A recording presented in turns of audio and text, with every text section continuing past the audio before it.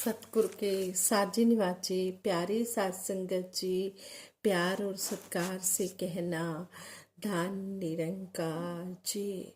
सबसे पहले सतगुरु माता जी, निरंकारी राजपिता जी, निरंकार साध संगत माँ का दासी शुक्राना करती है, जिनकी अपार कृपा से हमारा ये जीवन का सफ़र आनंद में बीत रहा है। हर पल सतगुरु माता जी का शुक्राना करते हुए और आशीर्वाद लेते हुए आप सभी का दासी ये विचार रखने जा रहे हैं।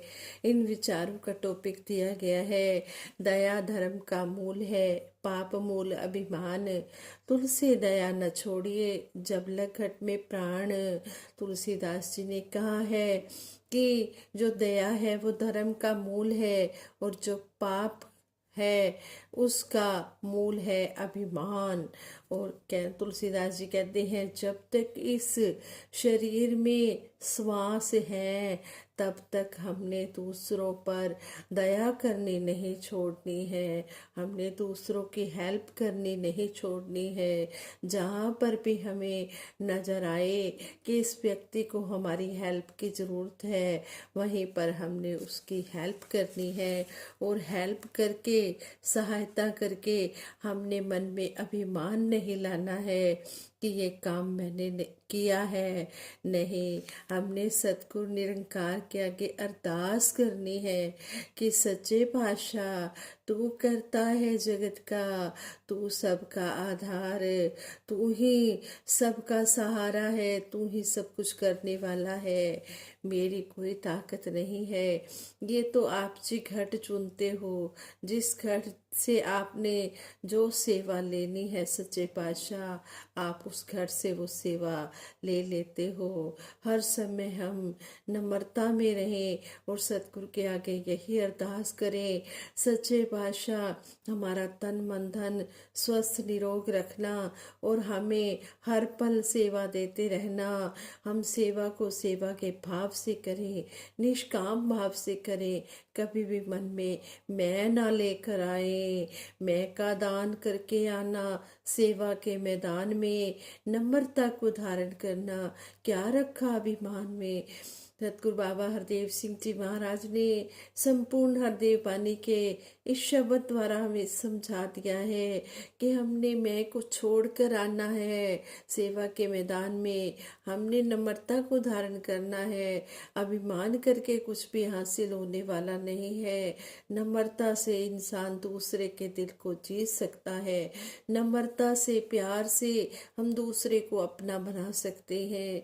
सतगुरु बाबा हरदेव सिंह जी महाराज हमेशा हमें समझाते रहे, ढाई अक्षर प्रेम के पढ़े सुपंडित होए, कि जिसने ढाई अक्षर प्रेम के पढ़ लिए वही सही मायनों में ज्ञानी हो गया।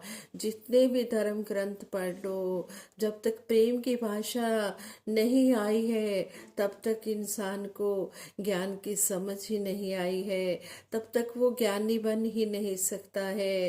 कहते हैं प्रेम की भाषा सबसे उत्तम भाषा कहलाती है। प्रेम की भाषा जिसने भी जानी है वही पंडित में पंडित है, वही ज्ञानी में ज्ञानी है, वही सबसे बड़ा ब्रह्म ज्ञानी है, जिसने प्रेम की भाषा जान ली है, जिसने प्रेम करना सीख लिया है। इस तरह हमें स्टोरी द्वारा समझाया गया है कि दया धर्म का मूल है, कि धर्म का जो मूल है वो दया ही है। कहते हैं कि भारतवर्ष में एक राजा भोज हुए हैं, जिनके दरबार में 14 रत्नों में से एक कवि कालिदास जी थे। कवि कालिदास जी ने एक बार देखा कि एक आदमी लड़खड़ाता हुआ सड़क पर जा रहा था। धूप तेज है, नंगे पैर, धूप तेज है, नंगे पैर होने से पैरों में छाले पड़ गए हैं। पथरीले रास्ते के कारण भी उसके पैर में छाले पड़ गए हैं और पैरों में दर्द हो रहा है। कवि ने दया के कारण अपने जूते उतारे। कवि को उस इंसान पर दया आ गई, तरस आ गया। उसने अपने पैरों से जूते उतारे और उस व्यक्ति को देते हुए कहा, भाई यह दान देने की वस्तु तो नहीं है, परंतु इस समय तुम्हें यही दी जानी चाहिए, क्योंकि तुम्हें इसी की जरूरत है। इसलिए इसे एक मित्र या भाई का दिया हुआ सहयोग ही समझना, इसे दान नहीं समझना। ये मैं दान नहीं दे रहा हूँ, मैं आप पर एहसान नहीं कर रहा हूँ, ये एक मेरे मन में भाई होने के नाते एक छोटा सा ये सहयोग है। उस इंसान ने जूते ले लिए और वो इंसान ने जूते लेकर पहन लिए, और वो कवि जूते देकर आगे चल तो दिए, परंतु कुछ दूर चलकर ही उनके पैरों में छाले पड़ गए और दर्द होने लगा। उन्हें लगा कि जूते देने का फल इस दर्द के रूप में मिला, परंतु फिर मन ने कहा, नहीं, अगर तुम्हारे जीवन में धर्म है तो जहाँ भी तुम्हें दया का अवसर मिले उससे पीछे नहीं हटना चाहिए। इतनी देर में राजा भोज का महावत हाथी को बगीचे में से लेकर वहां आ पहुंचा। महावत ने कवि कालिदास जी को देखकर कहा, राजमहल की ओर जा रहे हो तो आओ, हाथी पर बैठ जाओ। और फिर पूछा, जूतों का क्या हुआ, आपके जूते कहाँ गए? कवि ने कहा, चले गए, वो एक जरूरतमंद इंसान को दे दिए। सोने की नक्काशीदार तारों से सजे हाथी पर बैठे कवि राजमहल के पास पहुंचे तो राजा भोज ने देखा कि उनके सवारी करने वाले हाथी पर कवि महोदय आ रहे हैं। वो राजा ने कवि से पूछा, आपको यह हाथी कहाँ से मिला है? कवि ने उत्तर दिया, एक फटा पुराना जूता किसी को सहायता करके देकर आया हूँ, उसके पुण्य के बदले में यह हाथी मिला है।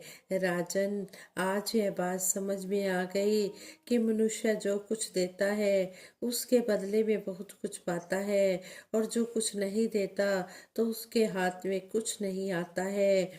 आज ही जूते दिए तो हाथी मिल गया, अगर जीवन में कुछ और देता तो ना जाने क्या मिल जाता। पर यह सब प्रभु की लीला है, प्रभु ने जिस घर से जो करवाना है ये करवा देता है। राजा भोज हंसते हुए बोले, जब जूते जब जूते देने देने के बदले में भगवान ने तुम्हें थोड़ी देर के लिए हाथी की सवारी दे दी, तो राजा भोज ने कहा कि ये प्रभु परमात्मा ऐसा ही है जो इसकी राह में अपना समय बिछाता है, अपना जो अपना ये धन इसकी सेवा में लगाता है, इसके बंदों की सेवा में लगाता है, ये प्रभु उसे सब कुछ दे देता है। अब तुम यह हाथी संभालो, यह मत समझना कि ये मैंने दिया है, यह तुम्हें इस परमपिता परमात्मा ने दिया है, और यही परमपिता परमात्मा मेरे अंदर से बुलवा रहे हैं कि हाथी इसे दे दिया जाए, इस कवि को दे दिया जाए। तो इस तरह राजा भोज ने वो हाथी कवि कालिदास जी को दे दिया है। गौतम ऋषि ने मानव के लिए आवश्यक संस्कारों का निर्देश देते हुए कुछ गुणों पर बल दिया है। उन्होंने कहा है, दया सर्वभूतेषु, अर्थात सभी प्राणी मात्र पर दया को सबसे पहला स्थान दिया गया है। दुखियों का दुख दूर करने की इच्छा को ही दया कहते हैं कि बिना दया के हम विश्व का संचालन संभव नहीं है। जब तक मन में दया नहीं है इस संसार का संचालन नहीं हो सकता। कहते हैं, बच्चे का जन्म होते ही माता सबसे पहले उस पर दया करती है। माता की हमेशा यही इच्छा रहती है कि मेरा बच्चा कभी भूखा न रहे, रोगी ना हो, मुस्कुराता रहे। इसी दया से प्रेरित होकर वह स्वयं अनेक दुख सहन करके अपने बच्चे का पालन पोषण करती है। गुरु अगर दया करते तो सामान्य शिष्य भी महापुरुष बन जाता है। साधारण सा इंसान भी को भी ब्रह्म ज्ञान देकर ये सतगुरु इतना बड़ा उपनाम दे देता है, महापुरुष का दर्जा दे देता है। दया के कारण ही ये सतगुरु अपने चरणों में लगाता है। कहते भी हैं तरस पिया मेरे सतगुरु ने, रहमत की थी चरना दे नाल लाया है। जब सतगुरु ने दया की, तरस किया, तभी ये चरणों में लगाया। ना हमारे अंदर कोई गुण है और ना ही हम ये कहेंगे कि सतगुरु अवगुण देखता है। सतगुरु ने तो हम पर तरस किया, हम पर कृपा की और अपने चरणों से लगा लिया। इसी तरह स्टोरी द्वारा भी समझाया गया है कि गुरु जब दया कर देता है तो सामान्य से इंसान को भी महापुरुष बना देता है। लेकिन हमारे कर्म भी महापुरुषों वाले होने चाहिए। गुरु ने तो हम पर तरस कर दिया, रहमत कर दी, हमें इस परम पिता परमात्मा से मिला दिया। लेकिन हमारा भी फर्ज बनता है कि हम भी गुरु के बताए रास्ते पर चलते हुए जिस तरह हमें गुरु समझा रहे हैं, हम वही महापुरुषों वाले काम करें। और कहते हैं कि महापुरुषों वाले काम करें। कहते हैं कि इस पर भी संतों महापुरुषों ने अपने विचार दिए हैं कि आप जिन्हें आपका दान चाहिए वे आपसे दान को की महिमा वे आपसे दान की महिमा गाएंगे। आप ये बताइए कि दान का उचित दान क्या होता है। कहते हैं कि जो इंसान निष्काम निरक्षित भाव से सेवा करता है वही सही दान होता है। दान भी नहीं कहा जा सकता, उसे सतगुरु की कृपा कहा जा सकता है कि सतगुरु की कृपा से ही ये मन में भाव उठते हैं कि हम निष्काम निरक्षित भाव से सेवा करें और सतगुरु के चरणों में जुड़े रहें। कहते हैं कि देने वाला जब किसी को कुछ देता है, जैसे कि हम सत्संग में जाते हैं, हम वहाँ पर नमस्कार करते हैं तो कहते हैं कि हमें पता भी ना चले कि हमने क्या नमस्कार की है। दाएं हाथ से दें तो बाएं को भी ना पता चले। अगर हम किसी को कुछ देकर हम उसके बदले में कुछ स्वार्थ रखते हैं, कोई इच्छा रखते हैं, तो कहते हैं कि फिर ये हमारी सेवा नहीं है, ये तो व्यापार है।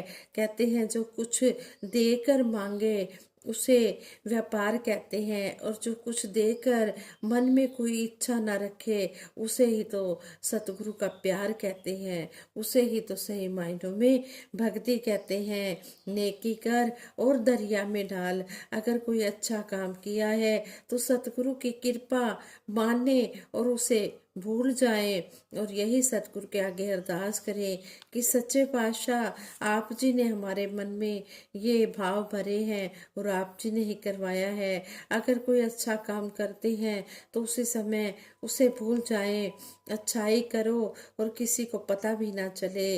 इसलिए कहते हैं एक हाथ दे तो दूसरे हाथ को भी ना पता चले। देने में अहंकार ना हो, बिना फल की इच्छा के देना ही सबसे उत्तम सेवा है।